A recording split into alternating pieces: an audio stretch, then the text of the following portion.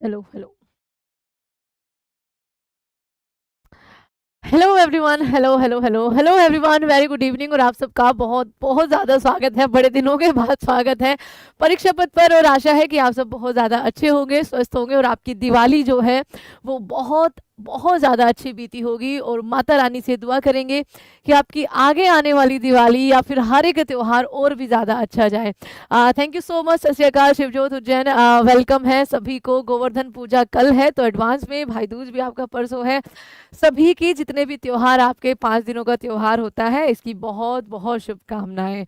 और जी आपका आज से यानी कि 21 अक्टूबर से एनटीपीसी ग्रेजुएट लेवल का फॉर्म फिलिंग प्रोसेस भी शुरू हो गया है। तो आपसे ये रिक्वेस्ट है कि फॉर्म टाइम से भर देना, सही भर देना, ताकि करेक्शन ना करनी पड़े, क्योंकि कई बार हम भूल जाते हैं उस करेक्शन विंडो को और फिर हमारा फॉर्म जो है वो रिजेक्ट होकर आता है। ठीक है, तो ये आप जरूर करिएगा कि फॉर्म भरते हुए, क्योंकि अभी 2025 में ही आपने फॉर्म भरे थे तो 24 के लास्ट में, तो अभी सारी यादें जो हैं वो तरोताजा होंगी, है ना।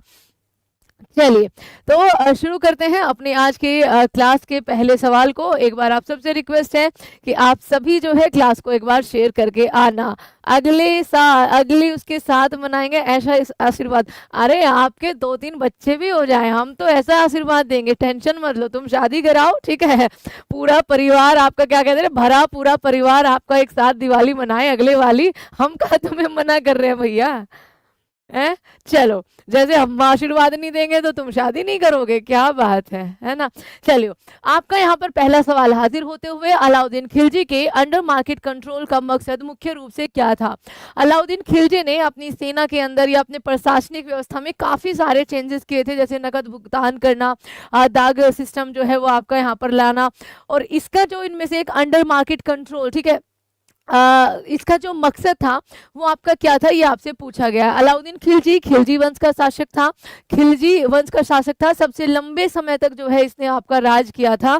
खिलजी वंश की अगर हम बात करें खिलजी में, ठीक है, खिलजी वंश जो कि आपका 1290 से 1320 तक रहा है, और 1296 से 1316 तक अलाउद्दीन खिलजी, उसी की बात हो रही है ना, इसने यहाँ पर राज किया। इसने देवगिरी भी आपका यहाँ पर ध्यान रखिएगा लूटा था। दक्षिण में इसका पहला अभियान था जो सफल रहा था। उसके अलावा इसका जो मेन मकसद था वो था सेना के सामान की महंगाई को रोकना, नहीं, लग्जरी क्राफ्ट और सामान को बढ़ावा देना, विदेशी व्यापार को बढ़ावा देना, या कारीगरों के ग्रुप को बढ़ावा देना। तो करेक्ट आंसर आपका ऑप्शन नंबर 4 हो जाएगा, सेना के सामान की महंगाई को रोकना। ठीक है, ऑप्शन नंबर आपका डी यहाँ पर करेक्ट आंसर हो जाएगा।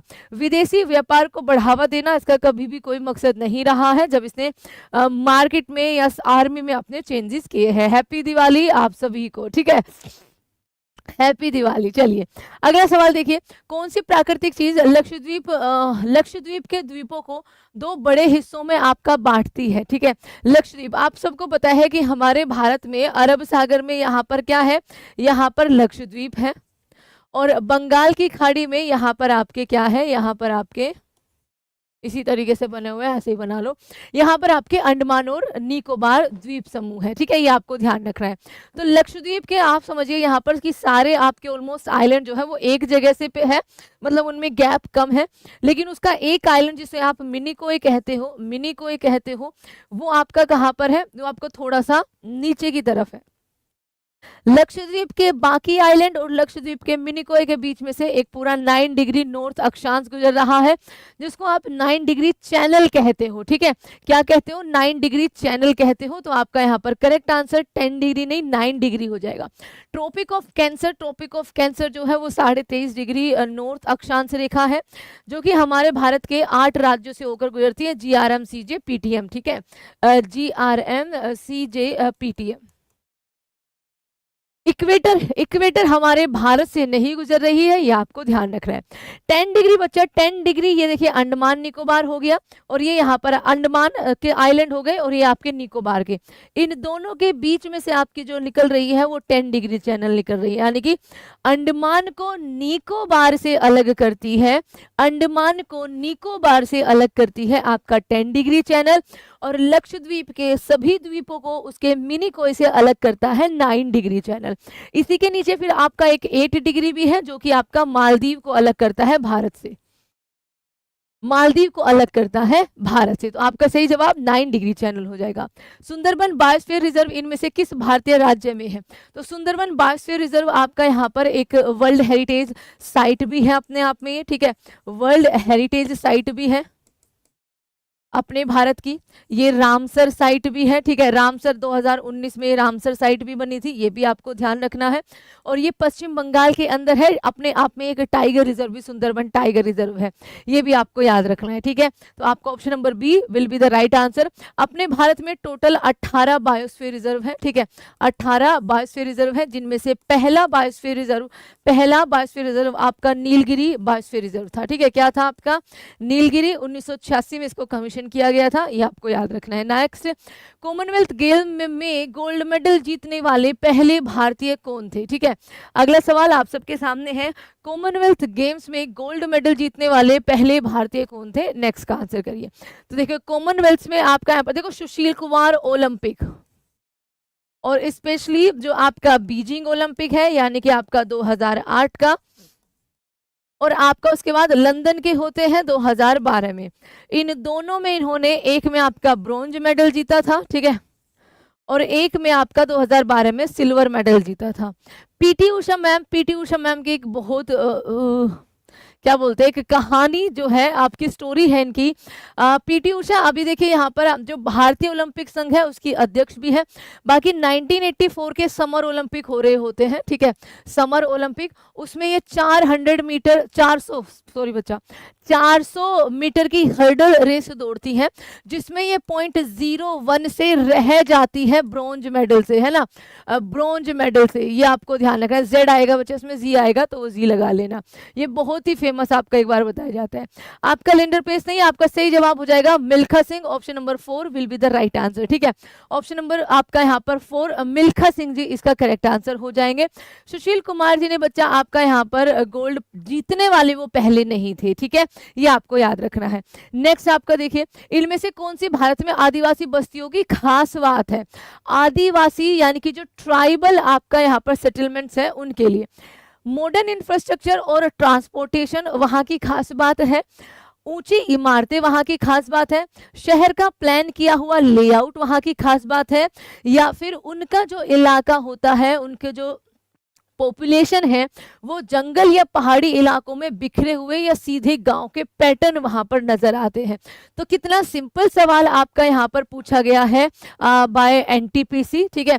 तो सही जवाब आपका क्या होगा कि मैम जनरली जंगलों या पहाड़ी क्षेत्रों में रहने वाले, गांव में बसने वाले आपके, ये इनका मेन सेटलमेंट होता है, ठीक है, ये आपका यहाँ पर ध्यान रखिएगा। अगला सवाल देखिए आपका क्या हो जाएगा, फिजिकल हेल्थ इंडेक्स 2025 में 67.8 के टॉप स्कोर के साथ आपका कौन सा राज्य सबसे आगे रहा है? तो physical health index released by NITI Aayog, ठीक है, किसके द्वारा? आपका नीति आयोग के द्वारा इसको रिलीज किया गया था। इसमें आपके 18 राज्यों को, यहाँ पर 18 राज्यों और यूनियन टेरिटरीज को रखा गया था, जिसमें से नंबर 1 आपका उड़ीसा राज्य रहा है और नंबर 18 पे आपका पंजाब राज्य रहा है। जहां उड़ीसा का यहाँ पर पॉइंट्स है 67.8, वही पंजाब का लगभग बचा 10.7 के आसपास आपके पॉइंट्स मिले हैं, ठीक है, 18 नंबर पे पंजाब रहा है। तो आपका यहाँ पर सही जवाब हो जाएगा option number B, that is Orissa. अगला, केंद्र सरकार के कानूनों का पालन पक्का करने के लिए राज्य सरकार को निर्देश देने का अधिकार किसके पास है? Okay, who has the power to give direction to the state government to ensure compliance with union laws? तो ये अधिकार आपका किसके पास होता है? तो आप कहेंगे मैम ये अधिकार होता है भारत के राष्ट्रपति के पास, जिनके पद के बारे में आपका आर्टिकल नंबर 52 में मेंशन है, भाग 5 में। ये आपका यहाँ पर भारत के सर्वोच्च नागरिक होते हैं, भाग 5 में, ठीक है, याद रखिएगा। नेक्स्ट, जून 2025 का है करंट अफेयर।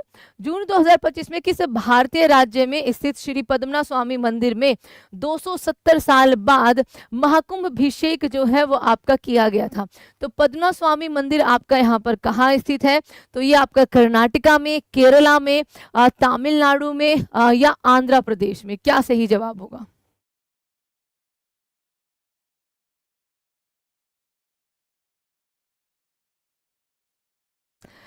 समय टेलीग्राम चैनल परीक्षा पथ ही है, वहीं से आपको ये पीडीएफ भी मिल जाएगी।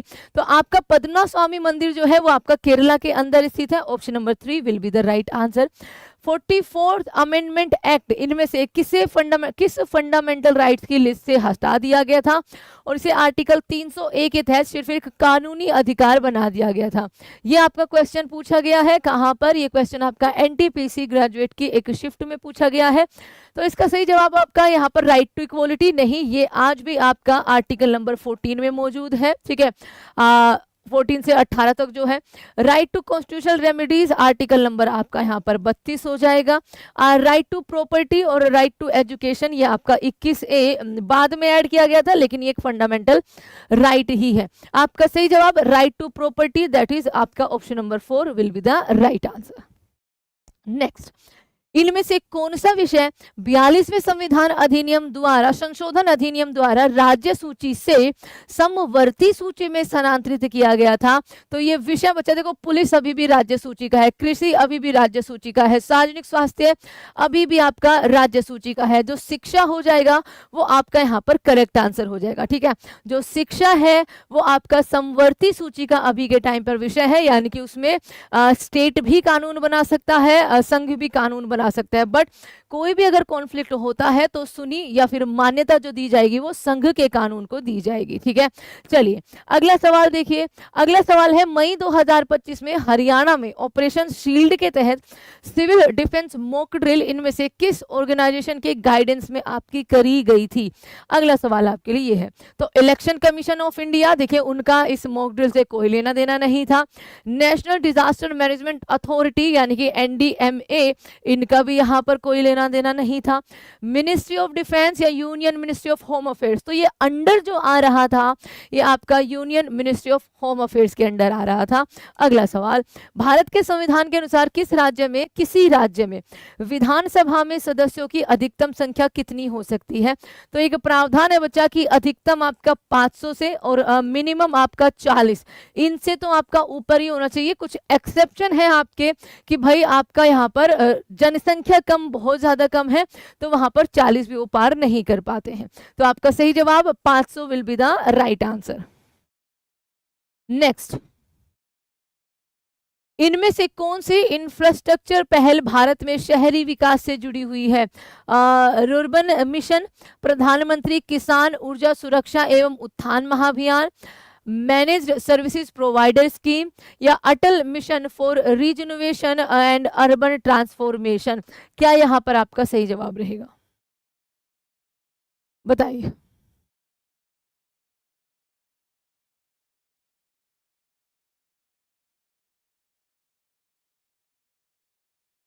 क्या करेक्ट आंसर आपका बनेगा? तो सही जवाब क्या हो जाएगा आपका? आप कहेंगे मैम अटल मिशन। ठीक है, आपका 25 जून 2015 को यहाँ पर लॉन्च किया गया था। अब तो इसे और ज्यादा आगे बढ़ा दिया गया है। ये एक शहर, एक गांव की बेसिकली, ठीक है, अच्छा शहर पूछा गया, यस, ये एक शहर की कायाकल्प को पलटने के लिए है। ठीक है, बिल्कुल सही। Atal mission for regeneration and urban transformation आपका ऑप्शन नंबर 4, जिसको आप अमृत भी बोलते हो। ठीक है, कई बार इस जो ये पूरी की पूरी स्कीम है AMRUT, अमृत इसको बोला जाता है, अमृत स्कीम। अब तो 2.0 इसका फेज जो है वो आपका चला हुआ है। तो हर घर में नल से पानी जाना, ऐसे 500 शहरों को चुना गया था जब इसको लॉन्च किया गया था कि भाई 500 शहर ऐसे होंगे जिनकी वह कहते हैं ना कि बिल्कुल कायाकल्प जो है पलट देनी है, वो यहाँ पर मिशन इसके लिए आपका लाया गया था। आगे, वह पहला राज्य कौन सा है जहाँ केंद्र सरकार ने भारत का पहला ऑर्गेनिक फिश क्लस्टर लॉन्च किया है? ये सवाल आज सुबह ही मैंने करंट अफेयर में ही कराया है, लाइक जब हम टॉप 200 करंट अफेयर कर रहे थे। तो बच्चे, भारत का पहला ऑर्गेनिक फिश क्लस्टर जो है वो सिक्किम के अंदर लॉन्च किया गया है। Option number 3 will be the right answer. ASCII का मतलब आपका यहाँ पर क्या हो जाएगा? अगला सवाल है, ASCII का आपका फुल फॉर्म क्या है? तो ये आपका क्या है? Advance secure communication interface, analog signal coding interface index, computer integrated information के लिए ऑटोमेटेड सिस्टम, या इंफॉर्मेशन इंटरचेंज के लिए अमेरिकन स्टैंडर्ड कोड? क्या आपका यहां पर करेक्ट आंसर होगा? दिल्ली जहरीली हो गई है? इस बार आई थिंक उतना ज़्यादा असर नहीं है, AQI वगैरह तो हाँ काफ़ी हाई है शायद, पर जैसे हर बार हालत होती है जो मुझे लगता है, देखो क्योंकि आई थिंक सबसे पोल्यूटेड से एरिया में रहते हैं हम भी, बट इस बार उतना ज़्यादा असर नहीं है।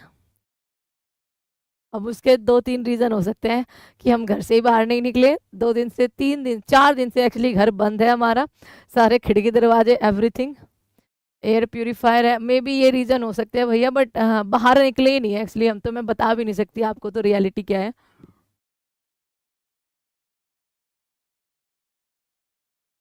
और दिवाली पे, एक दिवाली वाले दिन और इसके अगले दिन क्योंकि विश्वकर्मा डे मनाते हैं, तो जो अखबार है वो आता नहीं है, तो अखबार से भी इंफॉर्मेशन हमें मिल नहीं पा रही है ना। तो बच्चा ये आपका इंफॉर्मेशन इंटरचेंज के लिए American standard code option number 4। इनमें से कौन से बिहार की पारंपरिक लोक पेंटिंग शैली है, आपको यहाँ पर बताना।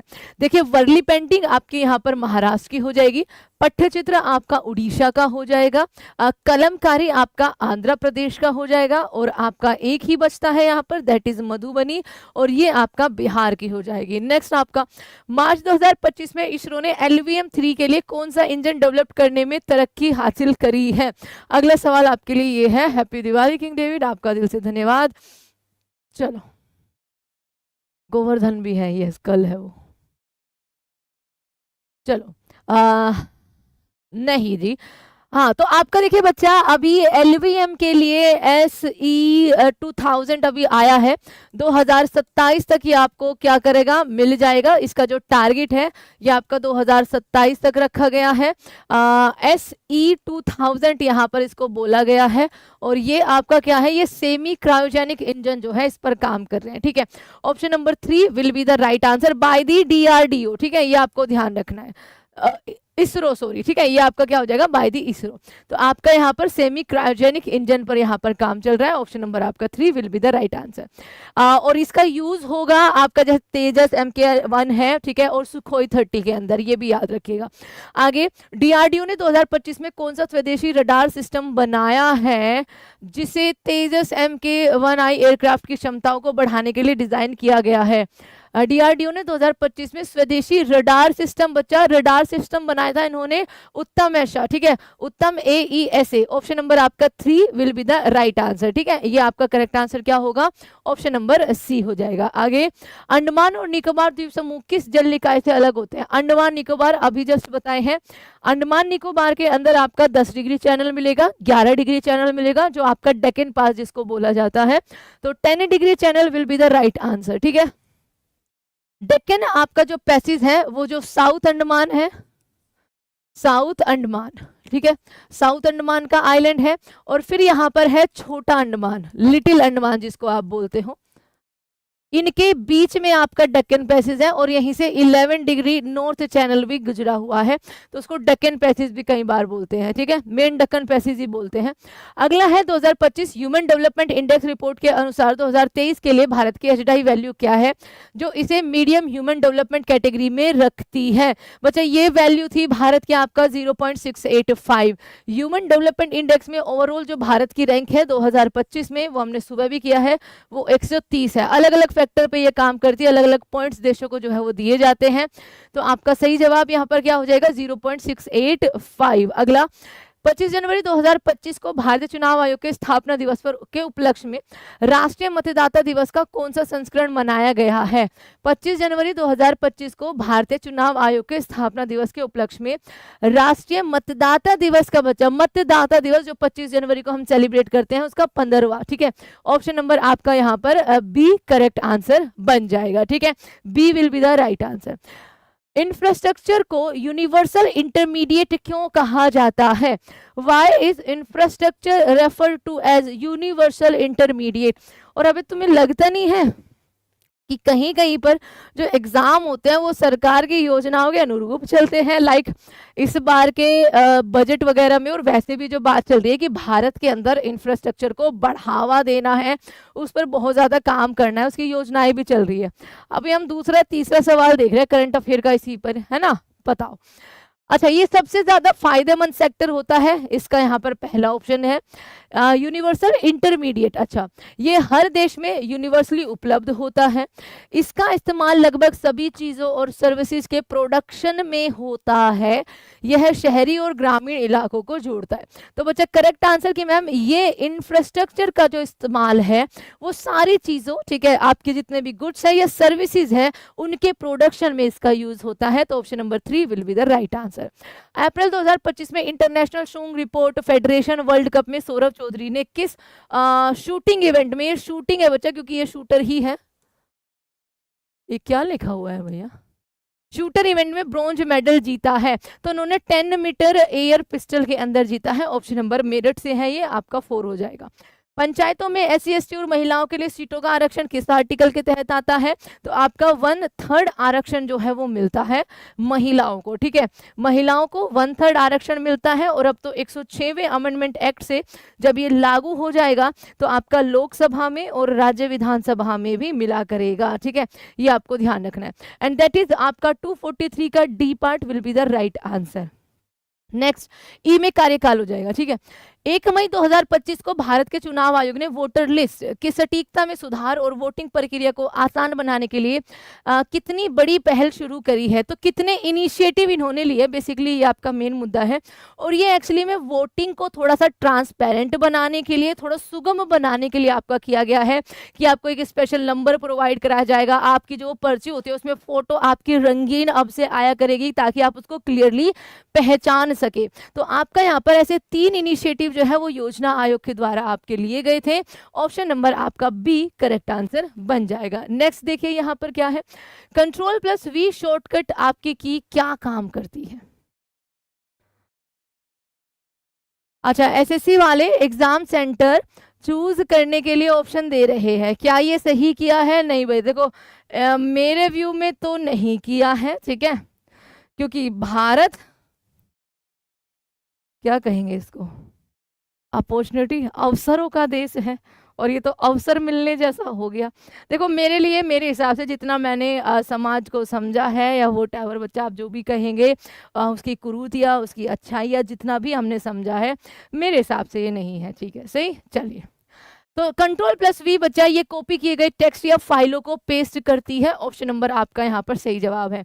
आप अपना शहर चुनने का विकल्प दे सकते हैं, लेकिन शिफ्ट भी चुनना, सेंटर भी चुनना, ये कुछ ज्यादा हो गया है ना, ये कुछ ज्यादा हो गया।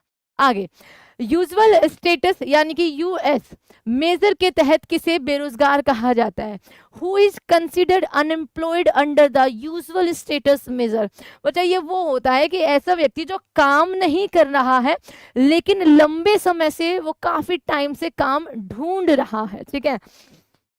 मेरा देश है, हाँ महान है, और महान महान दिमाग के लोग यहाँ रहते हैं, तो कोई ना कोई तो जरूर ढूंढ लेंगे यहाँ पर। तो ये मेरा अपना पर्सनल व्यू है, देखिए, ठीक है। चलिए, कोई ऐसा व्यक्ति जो काम नहीं कर रहा है लेकिन लंबे समय से काम ढूंढ रहा है, that is consider usual status.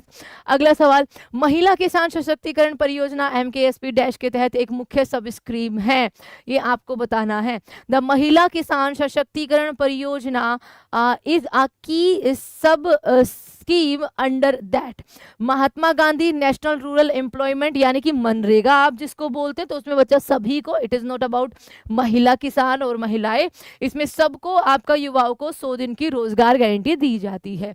Deendayal Antyodaya Yojana, national rural livelihood mission, national social assistant programme, Deendayal Upadhyay Grameen Kaushalya योजना, तो ये ग्रामीण आ गया तो यहाँ पर अपने आप ही इसका जो एरिया है वो आपका यहाँ पर कम हो जाता है। तो आपका यहाँ पर समझ क्या, आपका यहाँ पर आंसर क्या हो जाएगा? Deen Dayal Antyodaya Yojana, national rural livelihood mission, ठीक है। बच्चा अभी हम जो ये क्वेश्चन कर रहे हैं ये NTPC के 2025 में ही जो एग्जाम हुए हैं उसकी पूरी एक शिफ्ट का यहाँ पर ये पेपर है, ये दिखाने के लिए कि किस लेवल का आपका यहाँ पर एग्जाम आगे भी आएगा, ठीक है। और इस बार तो और थोड़ी कम हो गई है वैकेंसी, तो भैया इस बार और ज्यादा आपका टफ आएगा।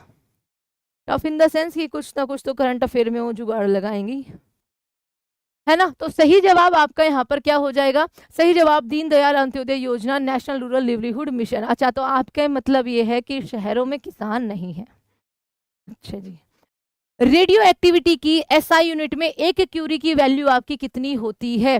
तो आपका यहाँ पर बच्चा ये जो आखिरी में लिखे हैं ये 10 10 10 एक रखना, 10 की पावर 6 है, 10 की पावर 10 है, 10 की पावर 8 है और 10 की पावर यहाँ पर 10 है अगर हम हिंदी वाली बात करें। तो रेडियो एक्टिविटी की एसआई यूनिट में एक क्यूरी की वैल्यू होती है 3.7 इंटू 10⁻10। यहाँ पर करेक्ट आंसर बन जाएगा। ठीक है, option number D will be the right answer. Divergent boundary पर टेक्टोनिक प्लेट से क्या होता है? अगर आपका यहाँ पर देखो टेक्टोनिक प्लेट्स हैं यानी कि अपने जो पृथ्वी है वो 3 परतों में आपकी बटी हुई है, कोर है, मेंटल है और एक क्रस्ट है। उसकी जो क्रस्ट है वो 7 अलग अलग मेजर प्लेटों में आपकी बटी हुई है, जिसको आप कई बार 6 महाद्वीप कहते हो, और एक पूरी तरीके से महासागरीय प्लेट है आपकी पैसिफिक प्लेट। तो ये प्लेटों में आपकी हलचल होती रहती है क्योंकि ये मैग्मा के ऊपर फ्लोट सा कर रही है, आप इस तरीके से समझिए। ठीक है, मैग्मा या मेंटल जो सेमी आपका लिक्विड फॉर्म में है। तो ये कई बार क्या होती है, कई बार ये प्लेटें एक दूसरे से टकरा जाती है। अगर टकरा जाती है तो ये आपका प्लेट टेक्टोनिक थ्योरी है जो मैकेंजी और वोल्नर ने दी थी। ठीक है, वैगनर ने सबसे पहले इसको खोजा था एक तरीके से, है ना।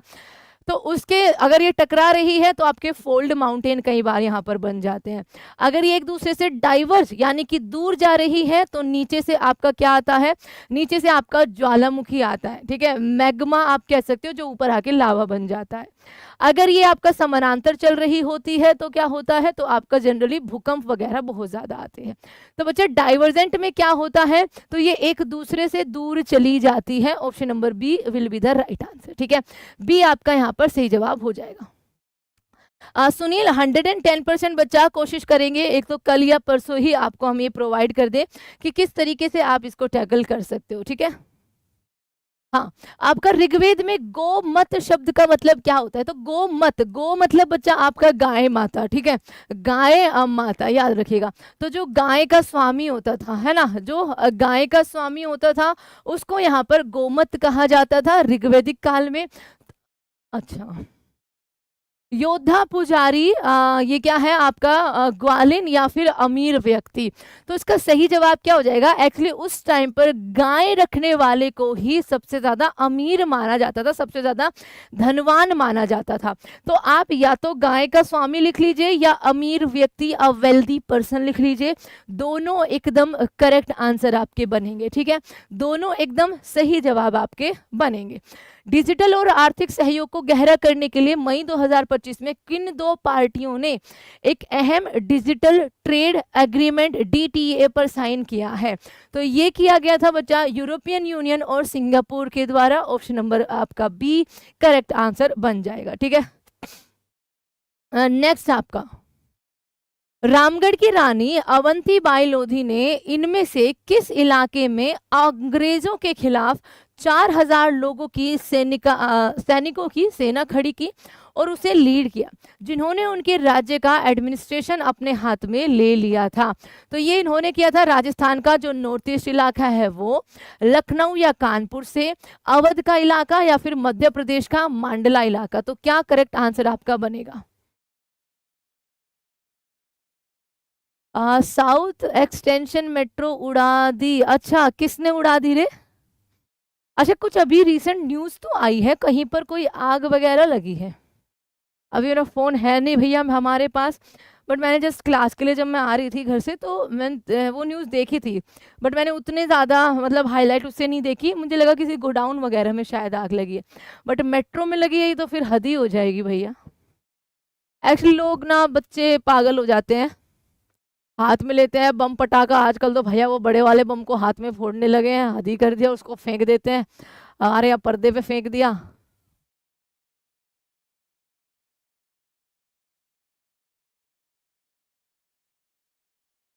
यादव साहब, ये ग्रुप डी के लिए भी उतनी इंपॉर्टेंट है रे, कैसी बात कर रहे हो तुम? Option number D will be the right answer. इनमें से कौन सा इंसानी खाने में डाइटरी फाइबर के काम को सही तरीके से दिखाता है। Which of the following correctly represent the function of dietary fibre in the human diet. ये कोलेस्ट्रॉल को बढ़ाता है, ये मसल्स बनाने में बच्चा आपका प्रोटीन काम आता है, डाइजेशन में मदद करता है या एनर्जी देता है। एनर्जी आपको कार्बोहाइड्रेट्स देते हैं, ठीक है, या शुगर देती है, आप दोनों को एक करके रिलेट कर सकते हैं। आपका जो फाइबर्स है वो आपके डाइजेशन के लिए सबसे ज्यादा जरूरी होता है। Option number 3 will be the right answer, ठीक है। आपके खाने में जिन भी पदार्थों में आपका फाइबर होता है वो आपके डाइजेशन के लिए बहुत ज्यादा सही माने जाते हैं। मैं तो अनार फुलझड़ी वाला हूँ। अच्छा, हम चक्री वाले थे भैया बट अभी तो वो भी नहीं रहे हैं पोल्यूशन की वजह से। अप्रैल 2025 में भारत ने किस तरह के कैंसर के डायग्नोसिस के लिए 2 ह्यूमन पेपिलोमा वायरस टेस्ट यानी कि HPV टेस्ट बच्चा आजकल बहुत बहुत ज्यादा ये आपका जागरूक कर रहे हैं, मतलब वही जो भी मेडिकल फील्ड से आपके जुड़े हुए HPV वायरस को लेकर। ये वही वायरस है, ठीक है, ये HPV टेस्टिंग आपका ये वही है आपका जो क्या नाम है, पूजा पांडे या पूनम पांडे ने अपनी झूठी मौत की खबर फैला दी थी। तो ये क्या है आपका, दैट इज सर्वाइकल कैंसर, ठीक है। Option number 4 will be the right answer, ठीक है। ऑप्शन नंबर 4 आपका यहाँ पर सही जवाब बनेगा। जी राम राम आपको। अगला सवाल, 1869 में पीरियोडिक टेबल का पहला मशहूर वर्जन पब्लिश करने का क्रेडिट जाता है मेंडलीव को, और इसका पूरा नाम लिखा हुआ है, मैंने बहुत टाइम के बाद इसका पूरा नाम जो है वो देखा है, दिमित्री मेंडलीव। ऑप्शन नंबर आपका 2 will be the right answer. 1953 में बने स्टेट्स रीऑर्गेनाइजेशन या रिकॉग्निशन होना चाहिए, अच्छा रीऑर्गेनाइजेशन है, कमीशन के सदस्य कौन थे? 1953 में बच्चा आपका फजल अली आयोग आया था, ठीक है, क्या आया था? फजल अली आयोग। लेकिन इनसे पहले आपके 2 और आयोग आए थे, एक आपका सबसे पहले आया था आपका धार कमीशन, है ना, 1948 में, धार कमीशन 1948 में। फिर आपका NA नहीं, ये नहीं है, नेहरू जी, अंबेडकर जी और आज़ादी नहीं, उसमें तो पटेल साहब थे, ठीक है। तो आपका करेक्ट आंसर जो आपका 1953 का था, जिसमें आपका आंध्र प्रदेश पहला राज्य बना था, ठीक है, पहला राज्य बना था भाषा के आधार पर। इसी को ही फिर मान्यता दे दी गई थी 1956 का जो राज्य पुनर्गठन आयोग एक्ट था, ठीक है, आपका एक्ट था बाय द अमेंडमेंट आपका 7वां, ठीक है, 7वें संशोधन के द्वारा, जहां से आपके 14 राज्य निकले थे और 6 यूनियन टेरिटरीज निकली थी। और इसके जो सदस्य थे HN कुंजरू जी, KM पनिकर जी और फजल अली, द मेन कैरेक्टर, ठीक है, फजल अली, ये आपको याद रखना है, ठीक है। ऑप्शन नंबर A आपका यहाँ पर सही जवाब बन जाएगा, ठीक है। 1948 में आपका अर्ली 1948 में धार कमीशन आता है, उसके बाद दिसंबर 1948 में आपका JVP कमेटी आती है, हाँ, और उसके बाद फिर आपका फजल अली आयोग आता है 1953 में। इनकी बातों को मान लिया जाता है क्योंकि इनके सुझाव जो है वो सही थे। फिर इसी को ही राज्य पुनर्गठन एक्ट के रूप में भी लाया जाता है। नेक्स्ट देखिए, इनमें से कौन सी यूरोपियन ताकतें समुद्री रास्ते से भारत आने वाली पहले ताकतें थी? तो भैया इतने शुद्ध हिंदी में क्यों पूछा गया है? पुर्तगाली जो है वो सबसे पहले आए थे। अतुल जो है वो हमें हैप्पी न्यू ईयर विश कर रहे हैं, मतलब एक तो वैसे साल इतना जल्दी जल्दी जाते जा रहे हैं आजकल, हमें ये बात से चिंता में है, ये हमें 2 महीने पहले ही हैप्पी न्यू ईयर विश कर दे रहे हैं। इनमें से कौन सी जनजाति मुख्य रूप से भारत के नॉर्थ ईस्ट हिस्सों में पाई जाती है? देखो, गोंड जनजाति नहीं, सांथाल नहीं और भील नहीं, नागा जनजाति आपको यहाँ पर कहाँ मिलेगी? नॉर्थ ईस्ट राज्यों में मिलेगी। Option number 2 will be the right answer. ISRO ने अपना 101वां मिशन लॉन्च किस तारीख को किया था, जो अपने तीसरे स्टेज में तकनीकी दिक्कतों की वजह से पूरा नहीं हो सका? और ये मनहूस तारीख थी आपकी 18 मई 2025 बच्चा, ठीक है। ऑप्शन नंबर आपका B करेक्ट आंसर हो जाएगा। इसी तारीख को इसरो का 101वां मिशन जो है वो फेल्ड कर गया था, ठीक है। आपको भी छठ पूजा की बहुत तेरी, ये तो होमवर्क में पूछना था। तो आज के हमारे देखिए 40 क्वेश्चन होते हैं यहाँ पर पूरे। आप इससे अपना स्कोर जरूर बताइएगा कि आपके कितने सवाल आपको लगता है कि अगर एग्जाम में आते तो आप उसका आंसर नहीं दे पाते। और बस कल अगले सेट की तैयारी करेंगे, कल एक और सेट के साथ आएंगे। Till then take care everyone. Thank you so much. आज के लिए इतना ही। हमारे 40 क्वेश्चन जो है वो 40 मिनट भी नहीं लगे पूरे होने में। तो चलिए, take care everyone, bye bye. अब से आपकी क्लासेस जो है वो 100% कोशिश रहेगी कि डेली आपकी क्लासेस हो, ठीक है। चलिए, take care everyone, bye bye and thank you so much.